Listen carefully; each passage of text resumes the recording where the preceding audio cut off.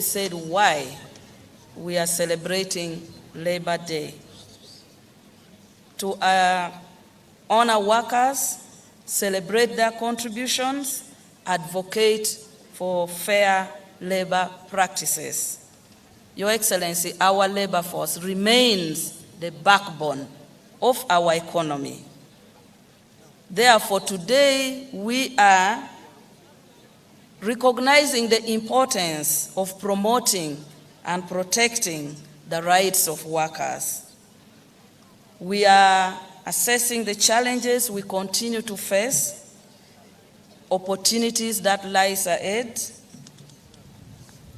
and recommitting ourselves to ensuring that we enforce employment practices that enhance productive employment. Your Excellency, I want to just give a slight characterization of our labor force. Our labor force is predominantly composed of young population, constituting 73%, who are under the age of 30, according to the Uganda Bureau of Standards 2024 census. This youthful population, Your Excellency, presents immense opportunity to build a dynamic, productive labor force. The international community defines the working population to be those between 14 years to 64 years.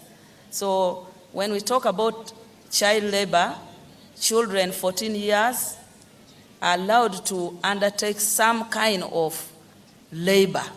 It is those that are below 14 that if they undertake employment that are not commensurate to training them is termed as child labor. So the working population age is 14 to 64, Your Excellency. And in Uganda, this category 14 to 64 is composed of 25.155 million Ugandans, representing 56.7% of our population. There are more females, 13.8272 is the population of women, 13,872,000 are the women population that are in the working categories, while the males in the working categories are 11,282,000. In terms of categories and wage and employment, 32.9% of the employees are earning formal wages out of formal employment. I'm sure a majority of you seated here are employed in the formal sector with a contract with terms and conditions. You seated here, you are among the 39.2%. 29.3% are self-employed. 24.5% are into family business, supporting a family business or working in a family business. 5.3% are employing themselves in their business that they have started. They employ themselves maybe as directors or MDs and also employ others. And 1.7% are into paid apprenticeship. Paid apprenticeship are those people, graduates, who come to your MDS and they are training, but you're giving them some little facilitation like transport, and they are being trained on the job. That constitutes 1.7%. Your Excellency, a significant portion of these categories of workers are engaged in informal and vulnerable employment. These vulnerable employments are things like when you are driving and coming here, you saw a lot of people selling at the roadsides. They are selling their tomatoes, they are selling their onions, they are selling their roasted cassava, roasted meats. Those are the people that are in the informal employment. And those in the informal employment are over 70% in the informal employment. Your Excellency, Our unemployment rate stands at 12.3%, and according to the Population and Housing Census, a large number of the youth aged between 15 to 24 years are neither in employment or in education or in training. And these are the people, when you go to cities, you find they have created what they call jobless corners. They get up in the morning, they go to the towns, they go to the city, they don't have what to do, and they might end up being those who are stealing your phones, and you have to ensure that you are very careful. In terms of gender, women are more in the informal sector and unpaid work. And I think when you drive, you see majority of the women are the one on the roadside selling. And Your Excellency, our focus as a ministry and government is to ensure that these statistics of the people in the informal sectors are brought into the formal sector. And I am glad that several policies have been put in place and programs to address those challenges. The rollout of education and skilling under Ministry of Education, the BTVET, which are skilling people in technical work. Your own initiative, Your Excellency, of the Presidential Skilling Center, the macroeconomic policies that has attracted foreign direct investments, industrial parks and factories are promoting jobs. Your Excellency, other programs like EMIOGA, Operation Wealth Creation, Uganda Women's Entrepreneurship Program, Youth Livelihood Program, the Agricultural Facility Credit Facility Program, the skilling under the Ministry of Gender, we have Juakali that supports with tools and equipment for those who have got training from other entities. All this is to ensure that we absorb the statistics I've talked about so that they get into either self-employment or they are able to be employed by those who are getting this equipment and will employ others. We have several laws that we have put in place, and I want to thank you, Your Excellency, for assenting to the OSH, the Occupational Safety and Health Amendment Act, which we received 2 weeks ago, which is supposed to strengthen the Ministry of Gender, Department of Occupational Safety and Health, in ensuring that inspection and enforcement of safety of workers is harnessed through that laws. We have the Employment Amendment Act. On top of that, we have the Labor Dispute Arbitration Settlement Act, the Workers' Compensation Act, which deals with the issues around compensation of workers who get injured or dies or falls sick in their workplaces. The Pension Act, the NSSF Act, the Public Service Standing Orders, to mention but a few. So these laws, Your Excellency, stipulates with clarity the issue related to fair wages. And this is one of the areas that there are many challenges, the issue of wages, where many people are not being paid commensurate with what the laws stipulate. Some people are paid as low as 3,000 per day, Your Excellency. That's why sometimes when you are driving, you will find where the people are within industrial park walking with a large number. So the issue of fair wages are addressed in the law, job security, safety and health, working hours, social security benefits, gratuity, maternity and paternity benefits, the right to form or join unions, the right to non-discrimination, and the right to social security. Of course, although the law exists, we still find some unscrupulous people who still do not follow the law, Your Excellency. And I'm glad that yesterday when you met us with the workers and Federation of Ugandan Employers, they explained to you the challenges of casual workers.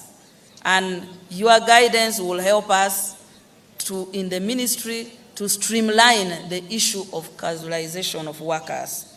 The issue of working without written contracts. Most of the workers are given oral contracts.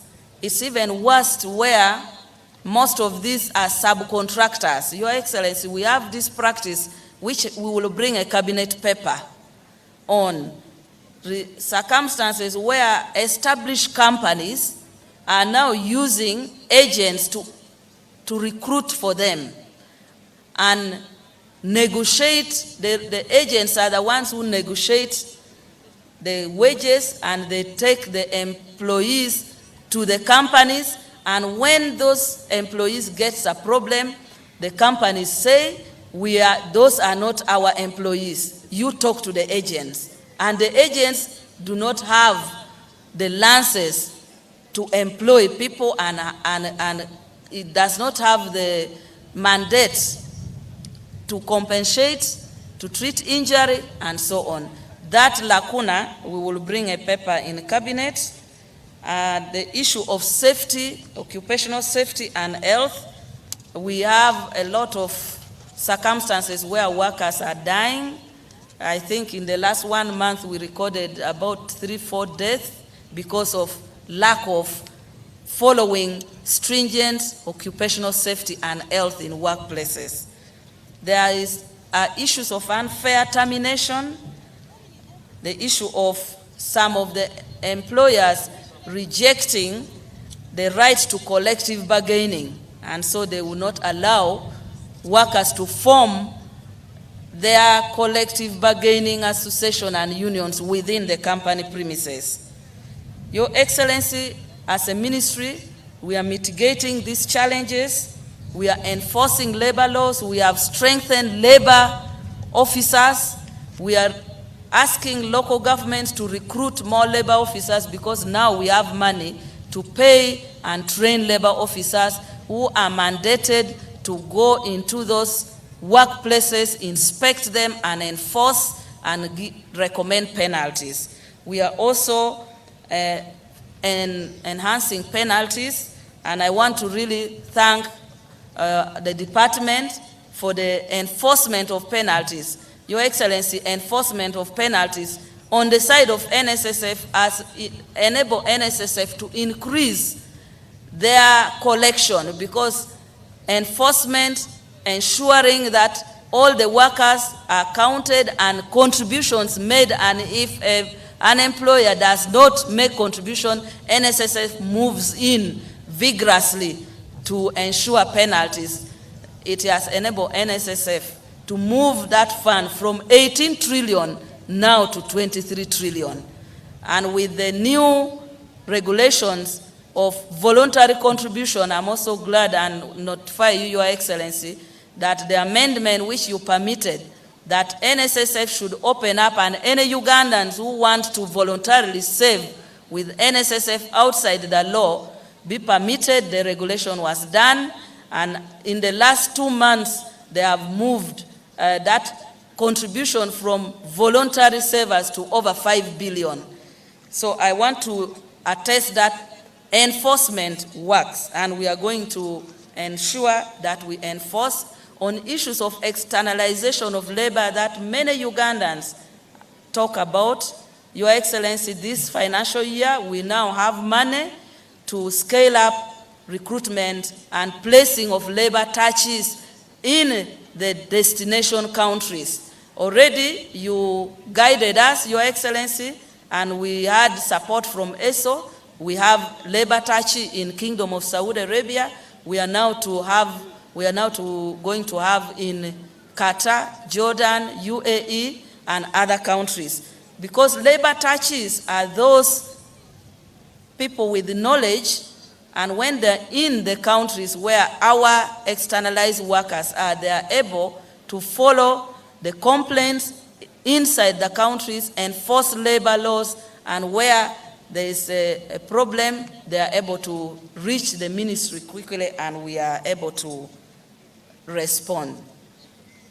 Your Excellency, I want to now conclude on the most important aspect of our theme, which is consolidating the gains of parish development model.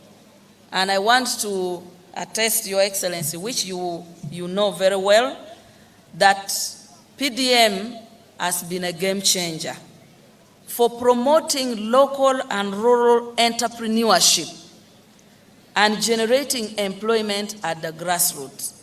Without targeting rural and grassroots to get into employment and get into commercial agriculture, it will be difficult for us to sustain where we are moving into the middle income economy.